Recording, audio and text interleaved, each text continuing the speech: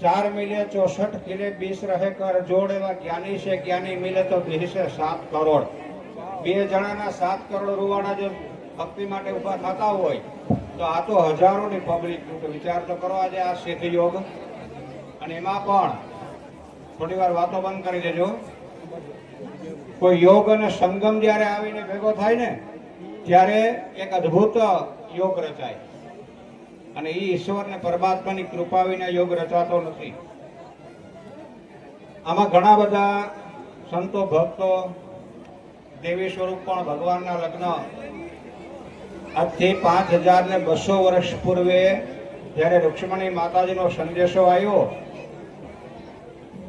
કે હે કૃષ્ણ ભુવન સુંદર નામનું સંબોધન હતું 100 જન્મ 1000 જન્મ કે લાખ જન્મ પણ તમારા સિવાય હું ક્યારેય લગ્ન નહીં કરું અને આવો દ્રઢ સંકલ્પ જ્યારે પત્ર સુદેવ નામના બ્રાહ્મણે લઈને આપ્યો ને વાંચ્યો કૃષ્ણએ ત્યાં તો ભગવાને દારૂકને કીધું કે દારૂક રથ તૈયાર કર રૂક્ષ્મણીને લેવા જવાનું છે અને એનો દારૂકો તાકાત વાળો સારથી પણ દારૂક જેવો હોવો જોઈએ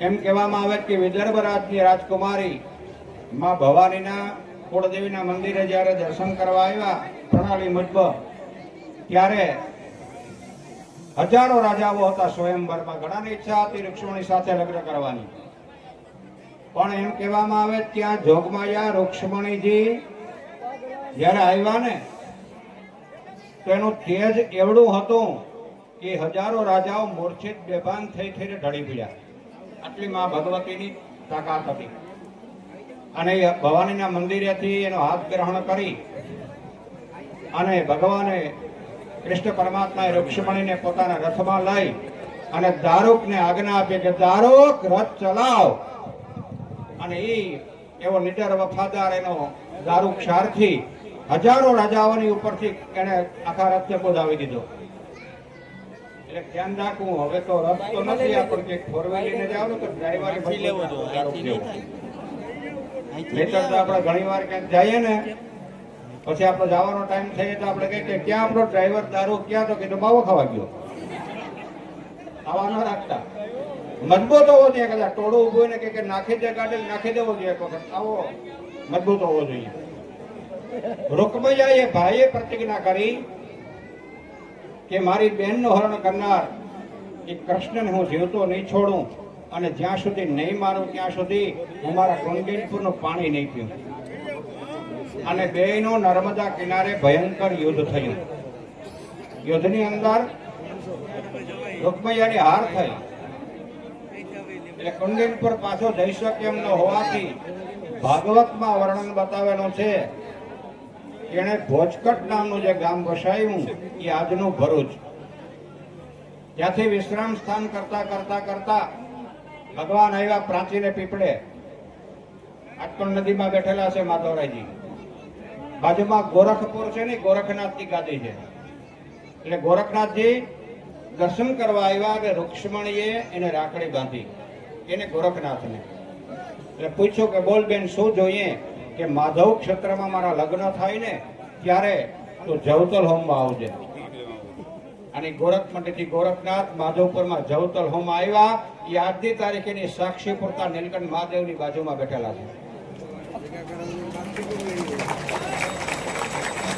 બે જણાએ જવતલ હોમમાં એક મહાવદ્યા ઘેડિયા કોળી કે જે ભારદ્વાજ ઋષિનો વંશ છે એને ને ગોરખનાથ બેડે જવતલ હોમમાં રૂક્ષ્મણીનું તો કોઈ માવતર હતું નહીં તેનું મોસાળ પક્ષ કોણ બન્યું તો ક્ષત્રિય એવા જાડેજા કળશ ગામથી એના મામેરા બન્યા અહીંયા મામેરા નિભાવ્યા આજ પણ એ લોકો વાતે ગાતે સવારે 8 વાગે નીકળીને માધવરાયજી મંદિરે હજી પણ ભેટ અર્પણ કરવા એની પ્રણાલી માટે એ આવે છે ભગવાનને એવી ભૂમિમાં લગ્ન કરવા હતા જો આમાં ઘણાના મનમાં એવી શંકા હતી ઘણા એવી વાતો કરતા હોય કે ભગવાન રસ્તામાં લગ્નની ટ્રાય કરી પણ 3 ફેરા ફેર્યા એક અધૂરો માધવપુરમાં ફેરો પૂરો કર્યો આ વસ્તુ તદ્દન ખોટી છે ભગવાનનો નિર્ણય જ હતો કે મારે એવી ભૂમિમાં લગ્ન કરવા કે જે કુંવારી હોય જે પાપ પણ નથી હોય એટલે માધવપુર ક્ષેત્રમાં એને સમુદ્ર પાસેથી 1.25 ગાઉ ભૂમિ ઉછીની માગી.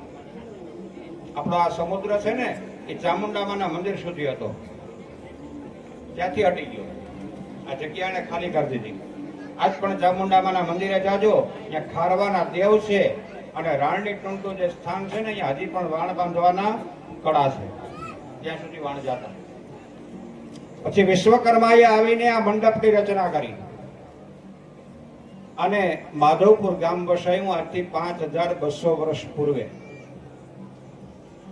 શંખ દ્વારા, પંચજન્ય દ્વારા તમામ દેવી દેવતાઓને આમંત્રિત કર્યા. તમામ ઋષિ મુનિઓ, સાધુ સંતો, સતીઓ ભગવાનના લગ્નના સહભાગી બન્યા. અને આજ પણ ક્યાં રૂપે કોણ આવીને ઉભી ખબર નથી, પણ હજારો લાખોની પબ્લિકમાં કદાચ કોઈ દેવ સ્વરૂપ પણ આવ્યું હોય અને કદાચ કોઈ સંત સ્વરૂપે પણ આવ્યું હોય. એટલે જ મેં તમને પહેલા કીધું કે ક્યારેય કોઈનું અપમાન નહીં કરતા આવ્યું હોય, એનું પ્રેમથી એને સમજાવજો, બેસાડજો. ક્યાં રૂપે વાલો આવીને ઉભી આપણે થોડે જાણી શકીએ. તો આવા આજે એક સદભાગી છે ભરતભાઈ. એનું કારણ એ કે ભરતભાઈ છે ને શું નિભાજન તો છે, કૃષ્ણ પ્રિય તો છે, પણ મારા માટે ગૌરવનો મને આનંદ એ થયો કે પરમ ગૌ ભક્ત છે. અને એ ગૌ ભક્તિમાં મને બતાવ્યું વિડીયો કોલમાં, અમરેલીની બાજુમાં કરાકચ ગામ હું જઈ આવેલો છું, ત્યાં ગાઉં ત્યાંની એક મોટી ગૌશાળા છે અને અનેક ગાયો માતાઓની ત્યાં સેવા થઈ રહી છે. એના ઉપરાંત એક વસ્તુ કડવું સત્ય તમને કહી દઉં કે જ્યાં સુધી ગાયના વિજ્ઞાનને નહીં સમજો ને ત્યાં સુધી કૃષ્ણ ભક્તિ ક્યારેય તમારી સફળ નહીં થાય.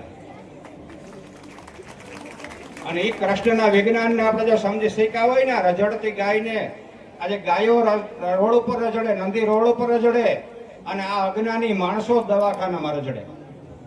એ તરફ બીમારી ન હોય. આ ગાય વિના વૈતરણી રોગની આ યુગમાં કોઈ તારી નહીં શકે. આ લખી રાખજો, એના પંચગવ્યનું મહત્વ છે. તો એવા ખરા અર્થના એ ગૌ ભક્ત પણ છે સાથે.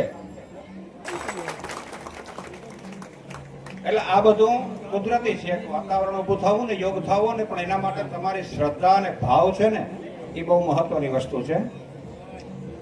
હમણાં આપણે લેશું એક પછી એક. ઉતાવળ ન કરવી. ઘણા ભગવાને હરણમાં ઉતાવળ કરી હતી, વિધિમાં પછી ઉતાવળ નથી કરી. આમાં ઘણા એવું વિચારતા હોય કે કઈ વિધિ પૂરી થાય, કંસાર તો ગયેલો પડે. પણ આ તો 12 વાગે રાતે ભાઈ, જો તમારામાં ધીરજ હોય ને અને માયાની બગાયો ઘરની ન ચોટી હોય ને, એ જ રોકાજો કંસાર ખાવા. બધાના નસીબમાં ન હોય. તો આજે અમે લોકો એક માધવરાજી મંદિર ટ્રસ્ટ છે ને, એણે એક નિર્ણય કર્યો હતો, જેવા કોઈ સમર્પિત વ્યક્તિ હોય કોઈ પણ ક્ષેત્રે નિસ્વાર્થ, એવા વ્યક્તિને રૂક્ષ્મણી માધવરાયથી સન્માન કરવું પત્ર આપીને. અગાઉ પણ ઘણા બધા એવા આપેલા છે. 71ના યોદ્ધના સૈનિકને પણ આ ભૂમિ ઉપર અમે આપેલું છે. તો આજે આપણી વચ્ચે એક એવા પરમ ગૌભક્ત, પ્રખર ગૌ તજજ્ઞ વ્યક્તિ. જો ગાયની સેવા સહેલી નથી હો, પેલા તો ઘસાઈ જવું પડે એક વખત. એવી વ્યક્તિ જે છે આજે આપણી વચ્ચે ઉપસ્થિત, કદાચ આપણા વિસ્તારની ખબર નથી કે આ વ્યક્તિ શું રત્ન છે.